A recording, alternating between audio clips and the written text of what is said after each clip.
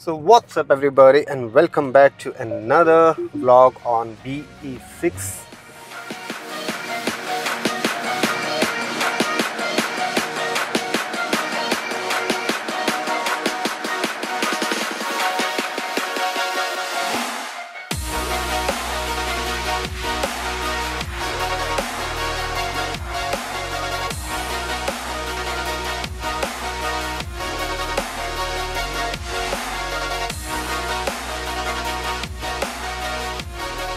So अभी का scene ये है that I am going towards the Mahindra showroom to collect my registration plate जो कि आ चुकी है। So मैंने सोचा क्यों ना आज बात की जाए, क्योंकि जितने भी पिछले व्लॉग्स आए हैं उनको देखने के बाद सबने एक ही चीज़ बोली है कि भाई मतलब ये बताओ, क्योंकि बहुत सारे लोगों के बहुत सारे सवाल हैं और बहुत सारे कन्फ्यूजन्स हैं। तो आज मैं अभी इस व्लॉग के अंदर तीन ऐसी चीज़ें जो इस गाड़ी के अंदर महिंद्रा BE6 के अंदर सबसे अच्छी है और तीन ऐसी चीज़ें जो लिटरली इस गाड़ी की शान को या इस गाड़ी के नाम को ख़राब करती है वो। सो 3+3 अलॉन्ग विद दैट एक bonus point in prose and in cons, दोनों के अंदर एक पॉइंट ये बताऊंगा। साथ में वीडियो के एंड के अंदर मैं इस गाड़ी का जो एक पूरा सिस्टम है, जो इलेक्ट्रॉनिक सिस्टम इसमें बताता है आपको, वेदर इट इज़ म्यूज़िक और collision control, ADAS, camera, XYZ जो भी फीचर्स इसके अंदर है और जो भी कमियां इसके अंदर है, बिकॉज इसमें अभी बहुत सारे बग्स हैं जो मैंने फेस करे हैं। सो उन सारी चीज़ों के बारे में डिटेल में बात करेंगे। सो बहुत ही रैंडम व्लॉग बना रहा हूँ, कोई प्लान नहीं था व्लॉग बनाने का, बट कॉल आया कि आपकी प्लेट आ चुकी है। सो मुझे प्लेट कलेक्ट करनी है so that I can get my FASTag. बिना प्लेट के फास्टैग चलेगा नहीं। सो ये सीन था। बाकी गाड़ी में अभी जो विंडो पे कर्टन टाइप लगते हैं वो भी लगने हैं, बट अनफॉर्चुनेटली वो अभी तक आए नहीं है, नॉट इन द स्टॉक। सो शुरू करते हैं इस गाड़ी का सबसे पहला पॉइंट जो कि पॉजिटिव है, and that is the drive quality and the comfort. इस चीज़ के अंदर कोई डाउट वाली बात ही नहीं है कि जो ड्राइव क्वालिटी आपको महिंद्रा BE6 प्रोवाइड करती है। अभी मैंने कैमरा जिस एंगल पे लगाया है, यहाँ पे मैंने इसलिए लगाया सो that you can see the entire कि किस तरह ये एक्सेलेरेट, दिस इज़ द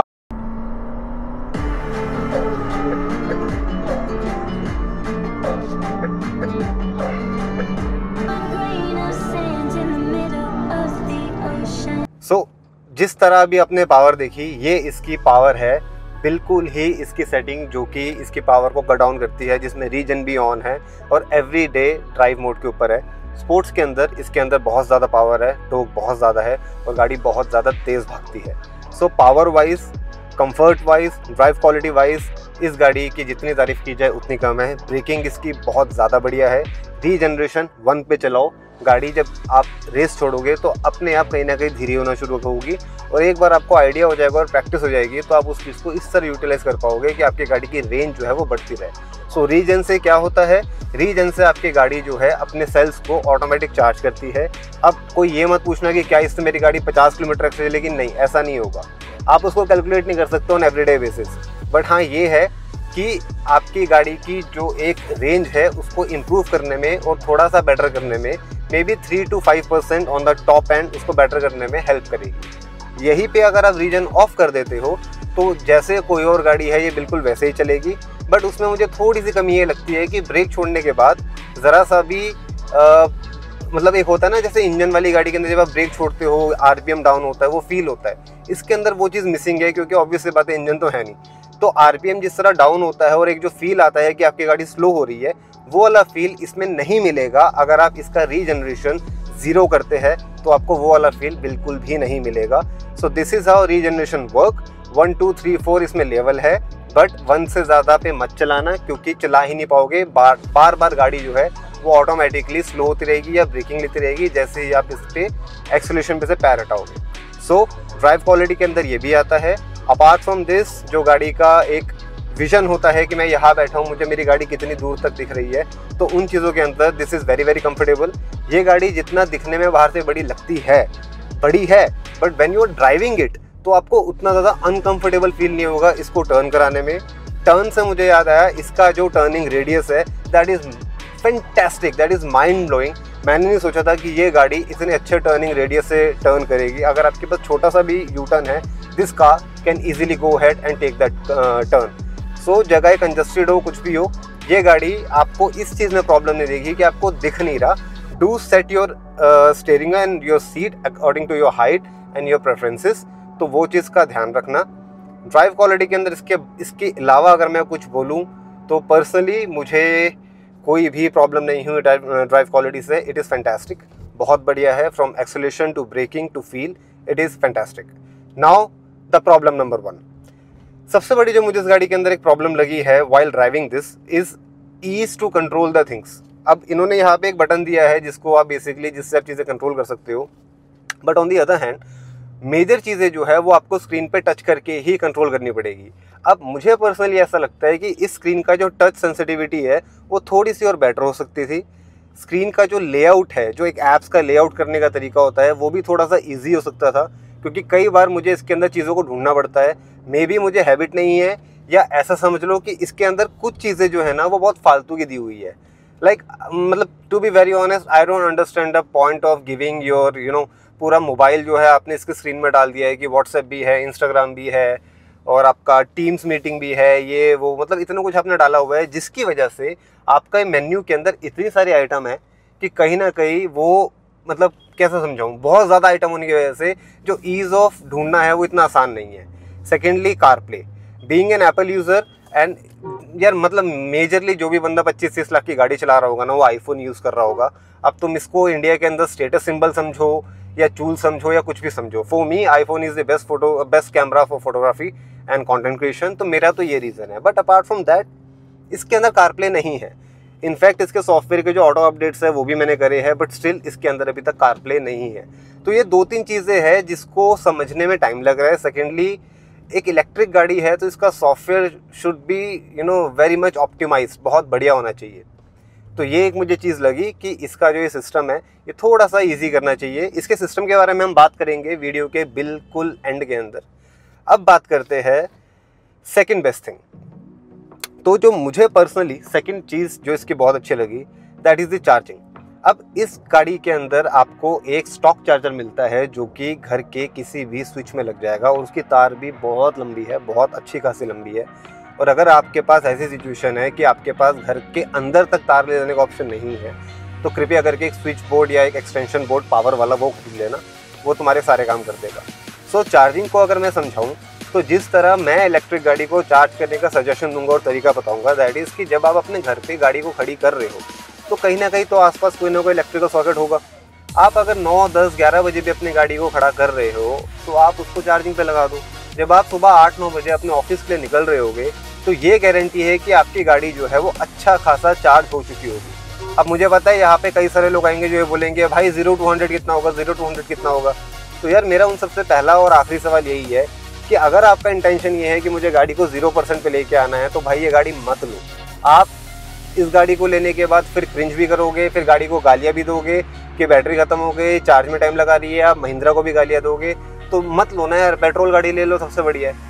ये चीज़ मैंने अपने लास्ट व्लॉग में ही बोली थी, जिसने नहीं देखा वो देख लेना, कि इलेक्ट्रिक गाड़ी सिर्फ तभी लेना अगर आपके पास इसको चार्ज करने का टाइम है। तो अगर आपके पास टाइम नहीं है इसको चार्ज करने का, प्लीज़ इलेक्ट्रिक गाड़ी मत लेना। मेरे पास टाइम है, मैं रात को भी लगा लेता हूँ, नहीं तो मैं अपने ऑफिस जाता हूँ, अपने ऑफिस के पार्किंग में रेगुलर चार्जर उसको लगा देता हूँ, 6-8 घंटे लगी रहती है। तो अगर मेरी बैटरी फॉर एग्जांपल 55-60% है तो by the time I will leave my work place इसकी बैटरी जो है 85-90 हो जाती है। तो इसकी बैटरी को अगर आप इंटेलिजेंटली यूज़ करोगे और अच्छे से यूज़ करोगे then this is more than enough for your everyday use. Monday से लेकर संडे तक ऑफिस भी चले जाओ, डिनर पे भी चले जाओ, आसपास घूम फिर के भी आ जाओ, कोई टेंशन नहीं होगी। You need to calculate your running and if you are doing that 100% आपको कोई प्रॉब्लम नहीं होने वाली। नाउ द प्रॉब्लम नंबर 2 जो कि सबसे बड़ी प्रॉब्लम है और जिसके बारे में मैंने पहले भी डिस्कस करा है, दैट इज़ कि इसके अंदर जो साइड मिरर है ORVM है उसके अंदर ऑटो फोल्डिंग का ऑप्शन नहीं है। सेकंड, अगर कोई पीछे से आ रहा है, जैसे भी ये गाड़ी निकली, अगर कोई पीछे से आ रहा है तो यहाँ पे कोई इंडिकेशन भी नहीं है वार्निंग का या बताने का कि पीछे से कोई गाड़ी आपको पास कर रही है। तो यस, ये एक बहुत बड़ा मेजर ड्रॉबैक है कि 25 लाख रुपए की गाड़ी के अंदर ORVM नहीं मिल रहा, but you have to live with it if you are buying this car. अब कई लोगों ने सवाल किया था पिछली 2 वीडियोस पे कि क्या हम इसका ORVM ऑटोमेटिक बंद होने के लिए और ये सारी चीज़ें बाहर से करा सकते हैं या नहीं।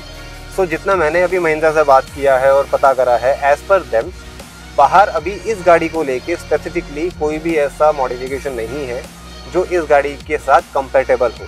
अब आप अगर जुगाड़ से कराना चाहते हो, इसकी वायरिंग को अपने आप छिड़वाना चाहते हो, that is up to you, but because electric गाड़ी है and this is born electric, this is not some car जिसका पेट्रोल वर्जन भी आता है।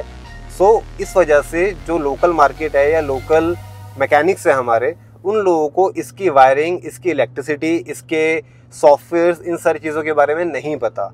वही एक रीज़न है कि शायद इस गाड़ी में अभी के लिए पॉसिबल नहीं हो पाएगा कि आप बाहर से मार्केट से इसके अंदर जो आप चाहते हो लगवाना कि 360 वो लग जाए, ORVM ऑटो फोल्डिंग हो जाए, वो टफ है। 360 लगवाना फिर भी पॉसिबल है, आपको पावर जो है वो कहीं और से मिल जाएगी, स्क्रीन लग जाएगी, उस पर सब कुछ आएगा। बट अगर आप एक्सपेक्ट कर रहे हो कि आपकी मेन स्क्रीन के ऊपर 360 वाली सारी चीज़ें आएगी, तो वैसा सिस्टम अभी तक नहीं आया। नाउ द लास्ट पॉइंट जो कि मुझे पर्सनली बहुत पसंद है इस गाड़ी के बारे में, and that is the looks. भाई कुछ भी बोलो, हर बंदा जो गाड़ी चलाता है वो चाहता है कि मेरी गाड़ी अच्छी दिखे, मैं जब गाड़ी से निकलूं तो लोग मुझे देखें, नहीं तो एटलीस्ट ऐसा हो कि एक फील हो कि हाँ यार मेरी गाड़ी है।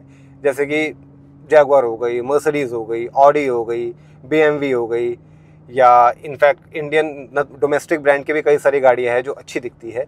उसी तरह महिंद्रा की ये गाड़ी BE6, इस चीज़ के अंदर कोई डाउट नहीं है कि जब ये खड़ी होती है पार्किंग में या कहीं से पास ऑन करती है तो ये गाड़ी हेड टर्नर है। लोग पलट पलट के देखते हैं, और ये चीज़ मैंने बहुत बार ऑब्जर्व करी है कि लोग गाड़ी को पलट के देखते हैं। प्लस मैंने इसमें अपना साउंड एक्टिवेट करा हुआ है VA टर्बो वाला, तो कहीं ना कहीं ऐसे जब आप खींचते हो तो एक हल्का सा ग्रॉल पैदा होता है जो कि सुनने में भी अच्छा लगता है, और फिर आप पलट के गाड़ी को देखोगे तो गाड़ी भी एक अच्छी खासी सुंदर दिखने वाली होती है। पर्सनली ये कलर जो है ये थोड़ा ज़्यादा अच्छा लगता है क्योंकि ये दिन में ग्रीनिश दिखता है और रात को ये बिल्कुल डार्क दिखता है। सो अगर आप कंसिडर कर रहे हो BE6 लेना, तो do consider the deep forest colour, this is very beautiful, and आप इसको भी कंसिडर कर सकते हो। नहीं तो इसका वाइट जो है वो भी बहुत सुंदर है। अब बात करते हैं इसके आखिरी ड्रॉबैक की, जो कि मुझे लगता है कहीं ना कहीं महिंद्रा ने इसको जब बनाया तो इसके अंदर शायद 7-8 फुट का बंदा बिठा दिया था जिसके हाथ बहुत बड़े हैं और जिसको उतरने के लिए पूरा दरवाज़ा खोलना पड़ता है। अब महिंद्रा ने अपने कैंपेन में स्टार्टिंग के अंदर बताया था कि इसके जो डोर्स है वो 90 डिग्री खुलते हैं, जो कि बिल्कुल सच है कि इसके डोर्स जो है वो 90 डिग्री खुलते हैं। बट हमारे पास इंडिया के अंदर हर टाइम पे ऑप्शन नहीं होता कि हम डोर को 90 डिग्री खोलें। कभी कभी इतना सा दरवाज़ा खोल के भी आपको निकलना पड़ता है। अब उसमें प्रॉब्लम क्या होती है, जब आप दरवाज़ा थोड़ा सा खोलोगे या आधा खोलोगे तो डोर के अंदर कहीं पे भी होल्डिंग नहीं है कि आधे पे दरवाज़ा रुक जाए। दरवाज़ा अपने आप जो है धक्का मार के अंदर आ जाएगा, वो प्रेशर क्रिएट करेगा। प्लस क्योंकि महिंद्रा ने इतनी अच्छी गाड़ी बनाई है तो यार इसकी बिल्ड क्वालिटी जो है वो बहुत अच्छी है और ये दरवाज़ा बहुत भारी है। तो अब यार मेरे को समझ लो, मैं मतलब ठीक ठाक फिट फाइन लड़का हूँ, बट स्टिल मुझे भी कभी कभी ऐसा फील होता है कि यार ये थोड़ा सा महिंद्रा को सोचना चाहिए था कि अगर मेरी जगह मेरी मॉम चला रही है या कोई बंदा या बंदी कोई भी चला रहा है जिसमें मतलब फिजिकली उतनी ताकत नहीं है, तो ये थोड़ा सा मतलब डेंजरस हो सकता है कि दरवाज़ा एकदम से आपके ऊपर आ गया या आपका पैर निकला, कुछ भी हो सकता है। सो मुझे लगता है कि अगर बीच में एक लॉकिंग मैकेनिज्म होता है जिसमें ये 50% पे रुक जाता तो बहुत बेहतर होता, लेकिन वो चीज़ गाड़ी ने मिस कर दी। अब एक जो बोनस टिप मैं लोगों को देना चाहूँगा इस गाड़ी को लेने के लिए, सबसे ज़्यादा सवाल लोगों का एक ही आता है कि पैक 3 या पैक 2। सो इस बात को आज सुन लो, ये बात मैं दोबारा नहीं बताऊंगा। पैक 3 और पैक 2 के अंदर जो सबसे पहला डिफरेंस आया था वो था इनकी रेंज का, कि ये 59 किलोवाट एंड 79 किलोवाट दोनों में अवेलेबल है। पैक 3 सिर्फ और सिर्फ 79 किलोवाट में अवेलेबल है, ऐसा पहले था। अब पैक 3 भी दोनों बैटरीज में अवेलेबल है। सो जो डिफरेंस बचा पैक 2 एंड पैक 3 का, वो मेजरली बचता है कॉस्मेटिक। सेकेंडली आता है आपका ORVM एंड 360 कैमरा, प्लस थोड़ा बहुत एडास में डिफरेंस है। एडास के बारे में किस दिन मैं अलग से वीडियो बनाऊंगा, लेकिन अभी इतना समझ लो कि इसमें जो एडास है, लेन सेंटरिंग, कोलिजन अलर्ट और ये सब चीज़ें, that is more than enough for your everyday drive in India. इससे ज़्यादा अगर एडास लोगे तो गाड़ी जो है काफ़ी ज़्यादा रोबोटिक हो जाएगी, एंड इन दी एंड आप आधे से ज़्यादा एडास के फंक्शन को बंद करके फिर गाड़ी चलाओगे, which will be equivalent to pack 2। बाकी जो डिफरेंस है दैट इज़ द लाइट्स। जो पैक 3 है उसके अंदर आगे जो लाइट है वो एल शेप है, बैक में भी एल शेप है, इसमें दोनों जगह जो लाइट है वो स्ट्रेट लाइन की तरह है। Again personal preference, personal choice, मेरे को पर्सनली स्ट्रेट लाइन ज़्यादा अच्छी लगती है। नाउ अनदर डिफरेंस, इसकी जो रूफ़ है, जो मून रूफ़ है, उसके अंदर कोई लाइट्स नहीं है, कुछ नहीं है। इसके इंटीरियर के अंदर भी कोई एक्स्ट्रा लाइट्स नहीं है। पैक 3 के अंदर आपको इंटीरियर लाइट्स मिल जाएगी, रूफ़ के ऊपर आपको और लाइट्स मिल जाएगी। तो इस तरह के मेजर मॉडिफिकेशंस या मेजर अपग्रेड समझ लो ये है। स्पीकर्स के अंदर कोई डिफरेंस नहीं है, इसमें भी हार्मन कार्डन 16 स्पीकर है, उसमें भी हार्मन कार्डन है। इसके अलावा आपका जो बैक का डोर होता है, मतलब जो आपका ट्रंक होता है, उसको खोलने के लिए उसमें पैर ऐसे निकालोगे तो खुल जाएगा, इसमें आपको बटन दबाना पड़ेगा। सो अगर मैं इन सारी चीज़ों को हटाता जाऊँ तो मुझे नहीं लगता कि इस गाड़ी के अंदर और पैक 3 के अंदर कोई ऐसा बहुत बड़ा डिफरेंस है कि मैं 2-3 लाख रुपए या 4 लाख रुपए एक्स्ट्रा पे करूँ। एटलीस्ट मुझे नहीं लगता। बाकी अगर किसी को लगता हो तो वो उनकी प्रेफरेंस है, that I can not tell you about.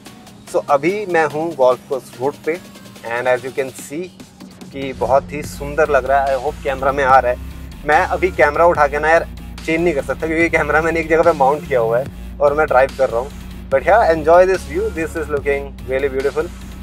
I don't want to do it, वरना मैं सामने का व्यू दिखाना चाहता हूँ। Wait, I can just try for you guys. तो कैमरा आ गया मेरे हाथ में, नाउ एन्जॉय द व्यू।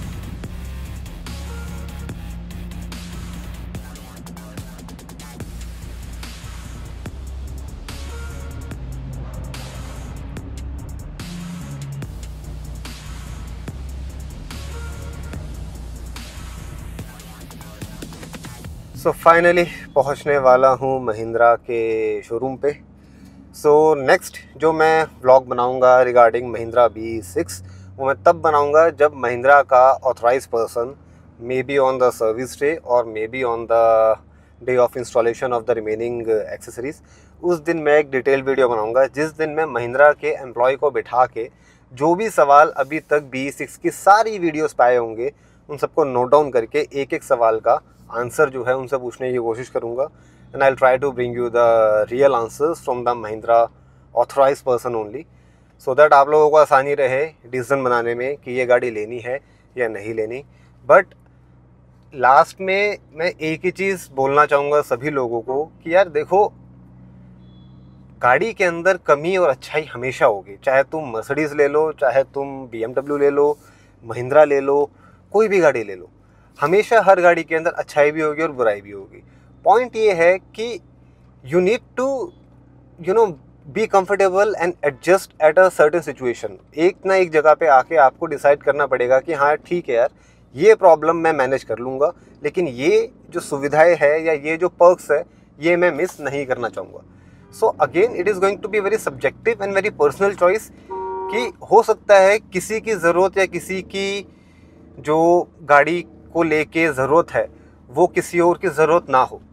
तो ये पर्सन टू पर्सन डिपेंड करेगा। इसलिए आप कौन सा पैक लेते हो, कौन सा बैटरी वेरिएंट लेते हो, ये सब कुछ जो चीज़ें हैं ये इन दी एंड आपकी पर्सनल चॉइस पे आके ही ख़त्म होगी।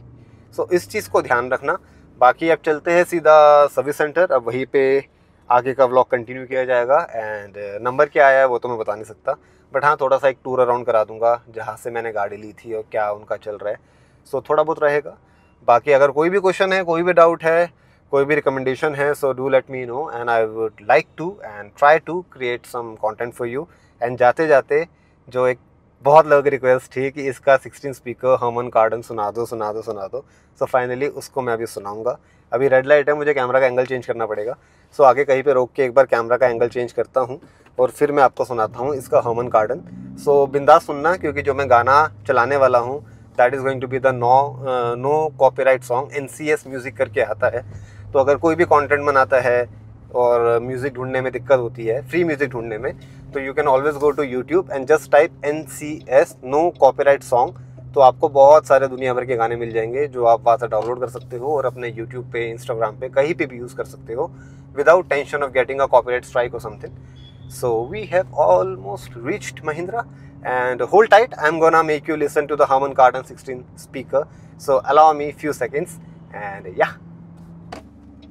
So we have reached Mahindra DM Mahindra। Camera इस साइड लगा है, मेरे लेफ्ट पे सारी सुपर कार्स खड़ी है। तो यहाँ पे DM महिंद्रा से पहले एक प्री ओन कार का शोरूम है जहाँ पे काफ़ी सारी sexy and my future cars are park. Oh la la, Lambo भी खड़ी है। तो फिलहाल लैम्बो शैम्बो को करते हैं बाद में, अभी लगवाते हैं अपनी गाड़ी की नंबर और plate. So here you go, Harman Kardon 16 speakers, let's go.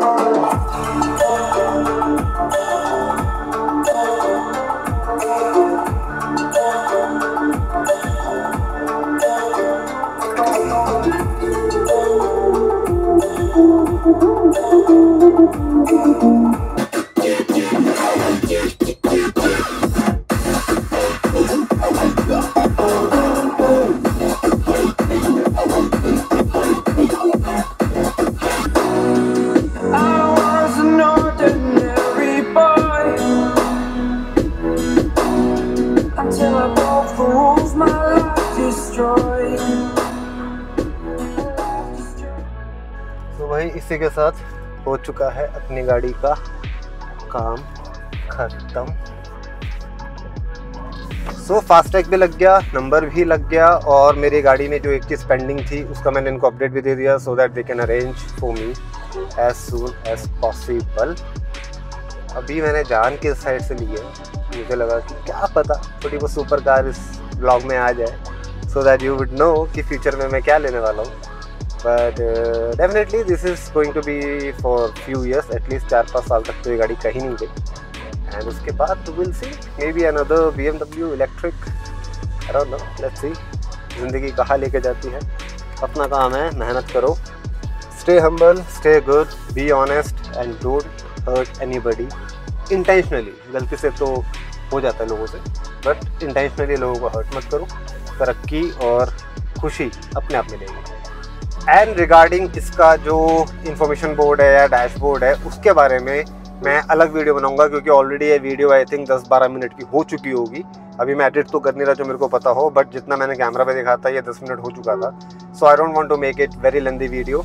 So information system, dashboard के बारे में, इसके मोड्स के बारे में, म्यूज़िक सिस्टम के बारे में, सारी सेटिंग्स जो भी इसके मेन पैनल के अंदर है उसके बारे में I will make a different blog, अलग से बनाऊंगा, और वो कहीं खड़े होके आराम से तसल्ली से बनाऊंगा। सो या, so thank you for watching my vlog. I'm going to conclude the vlog here, and if you like the vlog consider to like, share and subscribe.